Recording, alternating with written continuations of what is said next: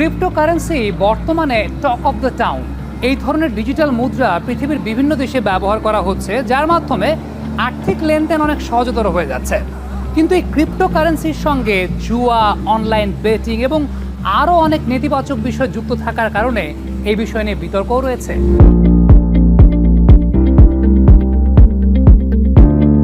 Bitcoin একটি স্বাধীন মুদ্রা ব্যবস্থা। এটা কোনো সেন্ট্রাল ব্যাংকের আওতায় পরিচালিত হয় না এবং এটা একটা ডিজিটাল মুদ্রা ব্যবস্থা। এই বিটকয়েন হলো এক ধরনের ক্রিপ্টোকারেন্সি। মার্কেটে বিভিন্ন রকমের ক্রিপ্টোকারেন্সি রয়েছে, বিটকয়েন তার মধ্যে একটা।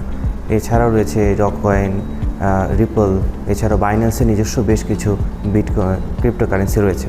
ক্রিপ্টোকারেন্সির এই বাজারটা অতি সম্প্রতি দেখা যাচ্ছে যে বিভিন্ন রকমের ট্রানজ্যাকশন সিস্টেমের ভিতর দিয়ে মানুষ ব্যবহার করতেছে। এটা আসলে ব্লকচেন টেকনোলজি দ্বারা ব্যাকড আপ একটি ব্যবস্থা। বর্তমানে বিভিন্ন প্রতিষ্ঠিত কোম্পানি এবং পৃথিবীর বিভিন্ন দেশের সরকার এই ধরনের ব্লকচেন টেকনোলজি ভিত্তিক ক্রিপ্টোকারেন্সি অ্যাকসেপ্ট করা শুরু করেছে। বিটকয়েনের যাত্রা শুরু হয় 2009 সালে।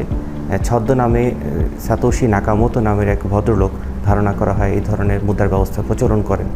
এখানে মাইনিংয়ের মাধ্যমে সর্বোচ্চ 21 মিলিয়ন বিটকয়েন মাইন করা সম্ভব। ইতিমধ্যে প্রায় 20 মিলিয়ন বিটকয়েন মাইন করা হয়ে গেছে।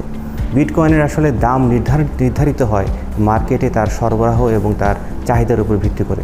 বর্তমান সময়ে আমরা দেখতেছি যে বিটকয়েনের চাহিদা অত্যন্ত বেশি। আজকের ট্রেডিং অনুযায়ী একটি বিটকয়েনের দাম প্রায় $95,000। কিন্তু শুরুর দিকে এটা এত দামি কোনো বিষয় ছিল না, এটা ছিল মাত্র কয়েক সেন্টের একটা বিষয়। মানুষ আস্তে আস্তে ধীরে ধীরে বুঝতে পারছে